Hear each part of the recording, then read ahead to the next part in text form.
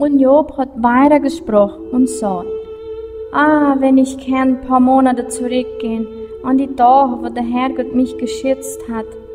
In diesen Zeiten hat der Herrgott meinen Weg leichter gemacht. Herrgott, seine Freundschaft war die Schützung von meinem Haus und meine Kinder waren um mich herum.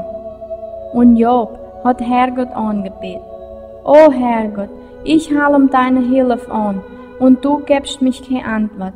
Ich bete für dich und du tust dich nicht um mich kümmern.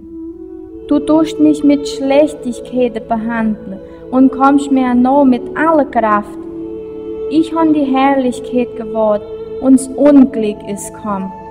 Ich habe das Licht gewartet und die Dunkelheit ist gekommen.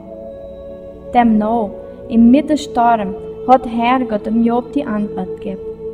Dein Wärter zeigt bloß deine Dummheit. Wer bist du für meine Wissheit in Probe stellen? Zeig jetzt mal, dass du Garage hast und antwort, was ich dir frage. Wo warst du, wie ich die Welt gezogen habe? Wenn du so klug bist, leg das mir mal aus. Da, vom Herrgott zu antworten, sagt Job, ich gebe zu, dass für dich nichts unmöglich ist und dass kein einer von deinen Plänen kann umgehauen geben. Du hast mich gefragt, wie ich unverschämt deine Wissheit in Probe stellen kann, wenn ich doch so dumm bin.